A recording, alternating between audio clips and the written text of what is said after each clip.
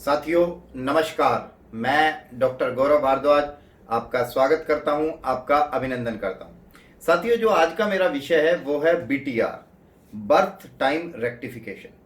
इसको बोलते हैं जन्म समय संशोधन। तो कई बार लोगों के मेरे पास काफी प्रश्न आ रहे थे कि बीटीआर है क्या और इसकी जरूरत क्या है, बीटीआर कैसे होता है, क्या चीज होती है बीटीआर, क्यों जरूरत है इसकी। देखिए साथियों, मेरे को कुछ चीज आपको थोड़ा सा बताना चाहूंगा कि स्थिति क्या होती है बीटीआर की और बीटीआर की क्यों आवश्यकता पड़ती है, क्या बीटीआर है। बेसिकली अगर मैं बात करूं बर्थ टाइम रेक्टिफिकेशन की, हम किसी की सपोज पत्री निकालते हैं। आपने कई बार लोगों को सुना होगा ऐसे कहते हुए कि जी मैं तो कई पंडित जी के पास जा चुका, मेरा तो कुछ रिजल्ट मिलता नहीं है। कुछ लोग बोलते हैं कि भाई थोड़ी बहुत चीजें लगती हैं, सारी चीजें नहीं लगती। कोई बोलता है कि जी फर्जीवाड़ा है। इसमें एक सबसे बड़ा रीजन ये होता है कई बार लोगों का, जो मैं भी अपने इतने वाइड एक्सपीरियंस से बताता हूँ, इतने लोगों को देखते हैं, तो उसमें ये आता है कि लोगों के पास उनका जो जन्म का समय होता है वो करेक्ट नहीं होता है। इसके कई सारे कारण हैं। देखिए, अगर हम ज्योतिष को डिटेल्ड में पढ़ते हैं तो आपके सारे ग्रह चलायमान हैं। एस्ट्रोनॉमिकली हम देखें, ग्रहों की पोजीशन प्रत्येक क्षण बदलती है, प्रत्येक मिनट में बदलती है। अब वो जो प्रत्येक मिनट में टाइम का डिफरेंस आता है वो कैसे आता है वो मैं आपको समझाता हूं। मेरे पास, मैं आपसे एक बात करता हूं। सबसे पहले हमारे देश में, भारतवर्ष में सन 1980 से पहले डिजिटल वॉचेस थी ही नहीं। और अब आप एनालॉग वॉचेस की बात करें तो आप एनालॉग वॉच जिस आदमी ने हाथ में बांधी हुई है वो 10 आदमियों की घड़ी मिला ले तो 5 से 10 मिनट का डिफरेंस तो आपको वैसे ही मिल जाएगा।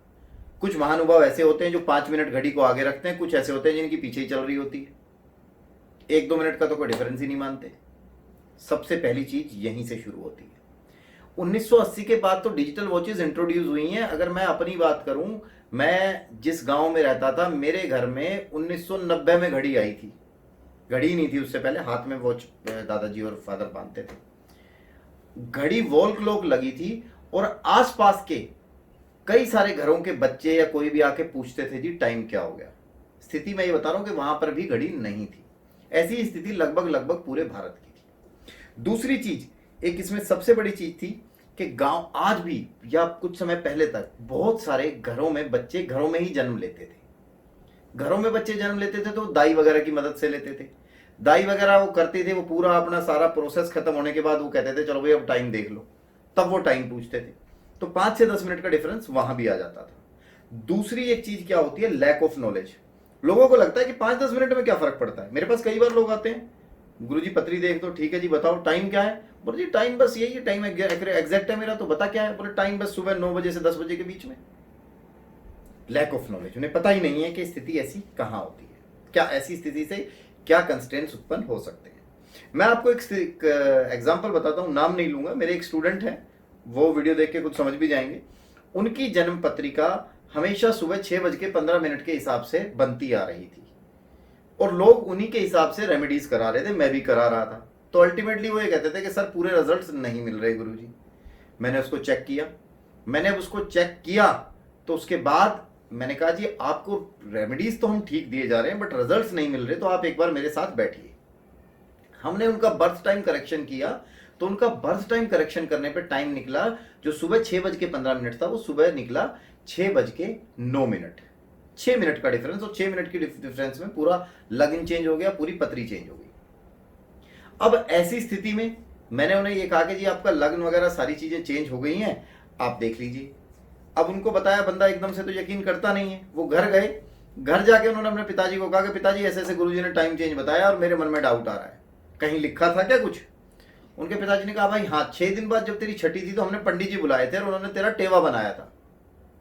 तो उसने उसी दिन रात को वो सोया नहीं, निकलवा के देखा तो उसका टाइम 6:09 ही था। देखिए साथियों, इसमें हम कई तरीके से बीटीआर करते हैं। बीटीआर का जो प्रोसेस होता है वो भी मैं आप लोगों को थोड़ा सा ज्ञान बांटना चाहूंगा। बीटीआर का सबसे बड़ा मेथड तो ये होता है कि जैसे कोई भी व्यक्ति आपके पास आता है और वो आपको आके बोलता है कि जी मेरा जन्म समय है सुबह का 7 बजे और मेरी मैरिड लाइफ ठीक नहीं चल रही, मेरी मैरिड लाइफ में इश्यूज हैं फॉर एग्जाम्पल, या मेरी प्रोफेशनल लाइफ ठीक नहीं चल रही। अब आप उसकी पत्री खोलते हैं, ग्रहों की स्थिति देखते हैं, सारे कोऑर्डिनेट सब कुछ एकदम एक एक चीज मैच कराते हैं और आप फाइंड आउट करते हैं कि इस पत्री के हिसाब से तो इसका प्रोफेशनल लाइफ भी अच्छी होनी चाहिए थी और मैरिड लाइफ भी अच्छी होनी चाहिए थी, और सामने वाला बंदा बोल रहा है कि ना मेरी प्रोफेशनल लाइफ अच्छी है ना मेरी मैरिड लाइफ अच्छी है। अब स्थिति कैसी उत्पन्न हो गई, अब इसका मतलब कहीं ना कहीं टाइम में डिफरेंस है। तो जैसा कि मैंने एनालॉग वॉचेस का बताया, उसमें मैं सिंपल सी सबसे पहले सामने वाले बंदे को बिना कुछ बोले 10 मिनट ऊपर नीचे, 15 मिनट ऊपर नीचे करके देख सकता हूं। जब आप उसको 15 मिनट नीचे और 15 मिनट ऊपर करके आप चेंजेस देखते हैं, आपकी समझ में आ जाता है, वहीं से तो क्लैरिटी वहीं पे आ जाती है।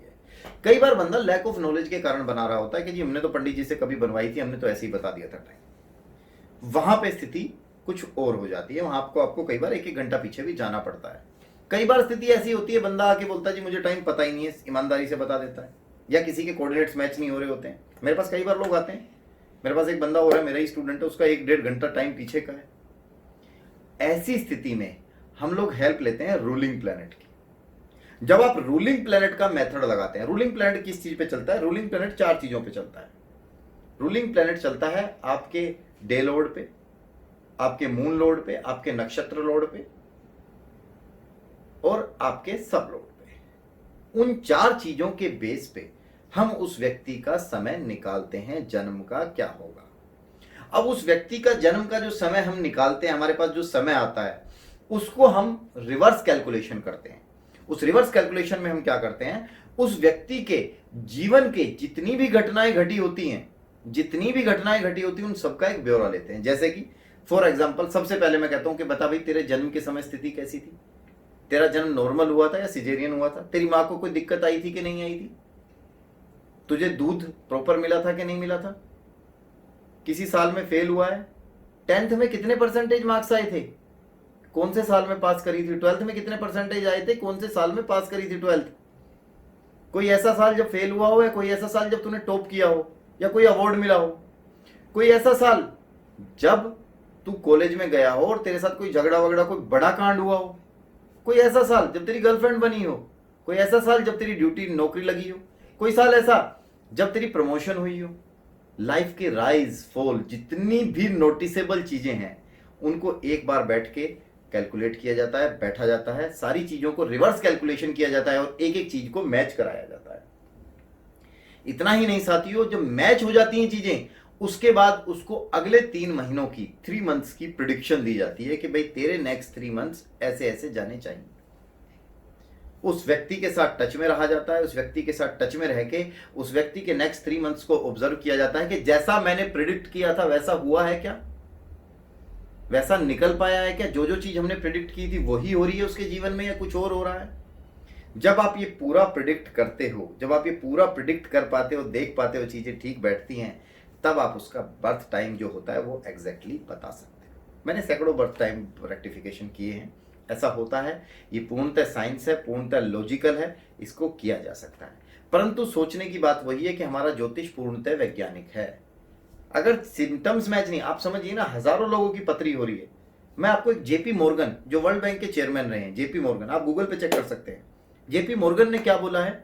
जेपी मॉर्गन ने यह बोला है कि जो मिलियनर्स होते हैं वो एस्ट्रोलॉजी में बिलीव नहीं करते, बट बिलियनियर्स डू। जो करोड़पति होते हैं वो विश्वास नहीं करते, बट जो अरबपति होते हैं वो एस्ट्रोलॉजी के हिसाब से ही चलते हैं।